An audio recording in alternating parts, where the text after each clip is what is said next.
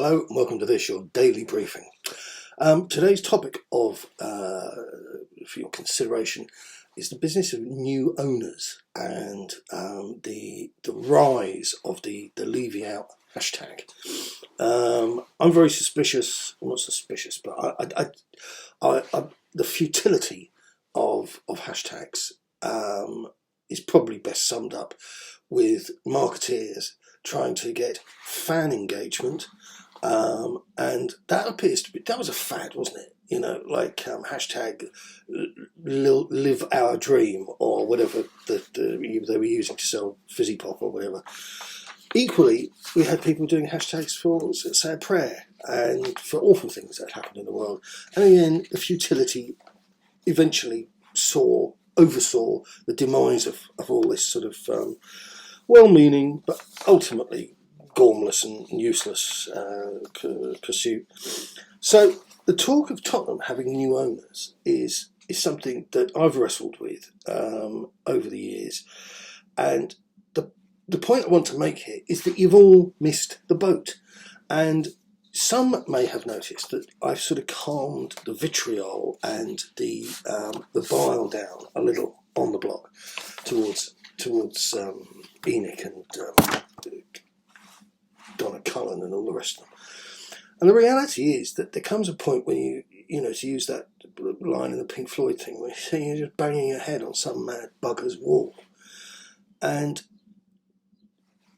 the point for action, the point for confrontation has been and gone. And as I covered in the one of these videos a couple of days ago, they demolished our spiritual home. Now, if that wasn't a wake-up call for you, then I don't know what might be. Which explains the problem that I've been trying to get my head around since this kicked off about the European Super League, which is I couldn't understand why it had triggered so many people, because so many awful things had happened prior to that, and then for this to come along, people just lost their minds. And the closest I could get to a grip on it was the fact that this was led by woke fans, judging by the clowns that turned up outside the stadium last time. And, you know, you're clowns. Because it was all about, oh no, man, what about the little clubs? And we've had that conversation. Nobody cares. And in truth, none of you care. Because if you did care, you would have done a lot more before today.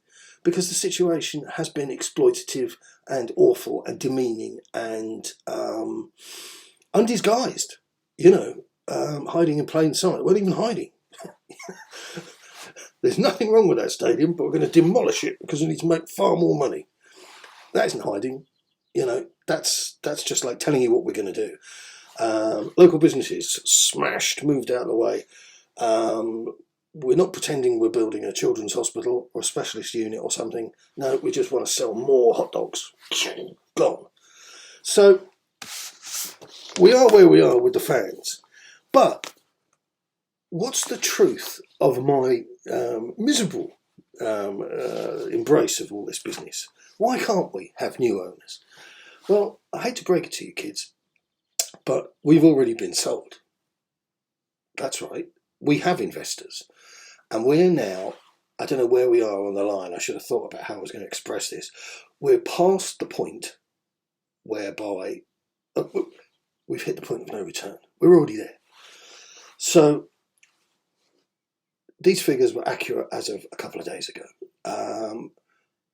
Tottenham owe 600 million quid.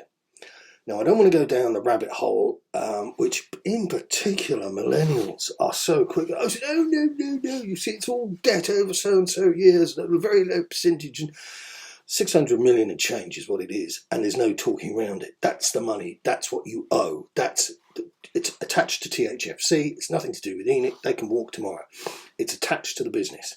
And more to the point, it's not just attached to the business. It's not like, and this is what's in the bank account, minus 608 million.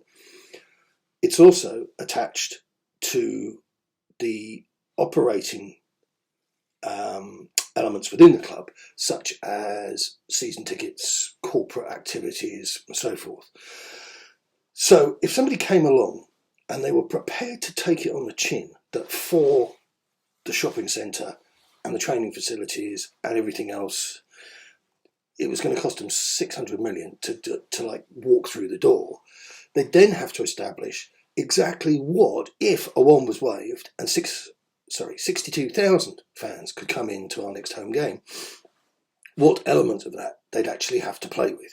Because what I'm telling you, which may be a shock, is that most of it is spoken for.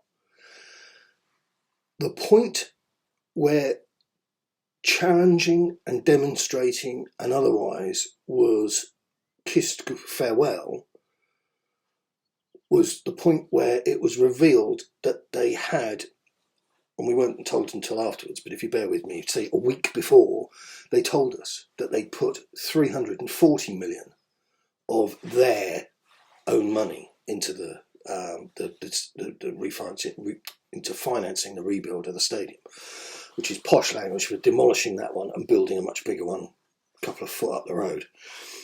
So that was the point whereby we had an existing stadium, we had a positive number of, I'm trying to put this into baby language, but not completely baby language. We were in credit at the bank, we had money in a biscuit tin, think of it in that way, and we were where we were. They took us to a point whereby 600 million in the hole, and all the internal tie-ups to that debt, so the debt is guaranteed in so much that the club keeps trading. And then you've got to look at the football team, and the football team is unfortunately a doer-upper. No form for winning anything in colour. An ageing squad, a squad with maybe 2 elite players in it. And so a lot of the squad, and I'm talking about all those guys like Harry Winks, Eric Dyer, you know who you are. Those guys, those journeymen, you'd be lucky to get something decent for them, because most of them are not fit to walk into any top flight Premier League side. That's true. That's not for debate, that's fact. And a lot of the players that we've bought are definitely not even worth the money we got them for. So where does this leave us? Well, context is our friend. And it was occurring to me that if I was going to buy a football club, I'm just looking at my notes here, if I was going to buy a football club, Tottenham Hotspur wouldn't appeal at all, because it's going to cost me, I estimate conservatively, without going bonkers, like on a computer game, I estimate conservatively, you're looking about a layout, or mentally putting to one side, the wrong end of £1 billion. You've got 600 million missing from the bank, and a commitment to the house, shall we say.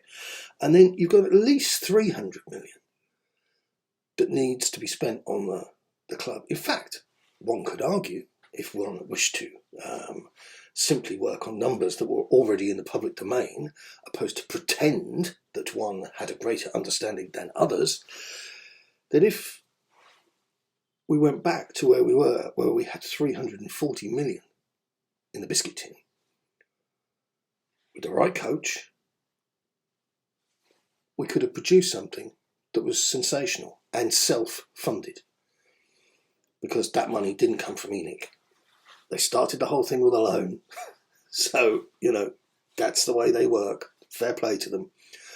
But the deal with fixing where we are right now is 900 million, something in that neighbourhood. But if we look across the road, and this is going to be a bitter pill to swallow, if we look across the road, Arsenal owe just over 100 million. And if we look at their squad, it's marginally younger. It has a slightly better reputation for winning stuff in colour, and I appreciate it's just domestic cups and what have you, but at least those things are really important. They're really important with sponsors, they're really important with investors, they're really important with fans. They're not important to accountants. So, and that's the problem we've run into with Levy. So if I was thinking about buying myself a Premier League football club, what do? I know I'm going to need to spend money on players at Arsenal as well, but I'm probably not going to have to spend 300 million. I'd probably get lots of change. Or I could buy Spurs, and I've got this world of pain, and it's very, very messy. And then we look in the papers, and we see that Spotify are close to doing a deal with our friends over the road. And that's where we are. ENIC are our Spotify. So it causes me no sense of, upset to see that the Supporters Trust has gone full Levy out. And so they've broken the only dialogue, which was pretty meaningless anyway, but they've broken the only line of dialogue that we had with our owners, our investors, which leaves us where? Standing on the curb, waving about bedsheets, placards, Levy, that'll be the next name, ENIC out, Levy out, and it's all too late.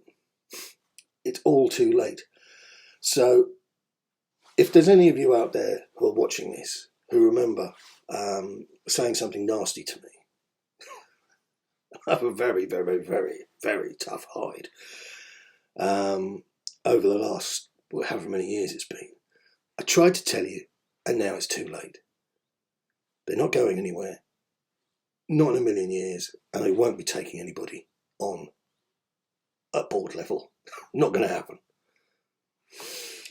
Right, until we meet again. Good luck, keep it on.